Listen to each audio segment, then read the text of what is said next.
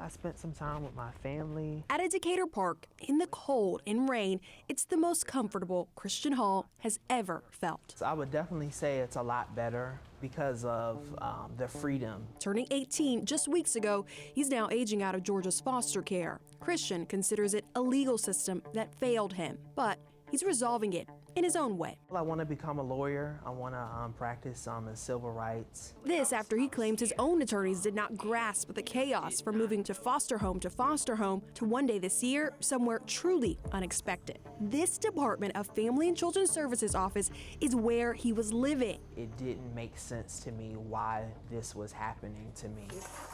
When I came in, I saw a lot of blankets on the floor, a lot of things on the floor. There was not a lot of food in there. DFCS, the agency tasked with protecting kids, housed foster youth in its county offices for months on end. We're staying here because they don't have nowhere for us to go, so we're living here. Where reports reveal violence and drugs. The practice we uncovered, called office hoteling, spanning across last year and the first half of this year, meant on average in Fulton, teens lived in offices for 16 days. In DeKalb, 12 days. I had felt like,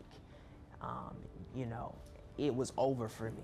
No bed, no safe conditions, state inspectors say. The cycle stems from juvenile courtrooms where kids with behavioral issues due to mental, emotional, or sexual trauma go before a judge who is faced with two options: send them to a detention facility or DFCS custody. Judges often choose DFCS custody.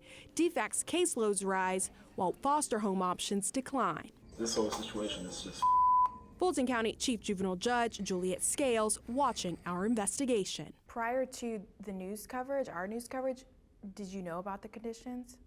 No, I had not seen the conditions at all. The conditions that the children are living in is just deplorable in the office. It's certainly not suitable for children. Despite now knowing, Scales says her hands are tied, that the law only allows the courts to decide in favor or against DFCS custody, arguing upon granted custody, the responsibility is then on DFCS to actually choose the child's placement. So how long is too long living in an office? Well, I think any day is too long, quite frankly. Without that funding, without those resources, it will happen again. It will continue to happen. Data obtained by Atlanta News First exposes glaring disparities. Although Black residents only make up roughly half the population in Fulton and DeKalb, foster care for the two counties is 90% Black children.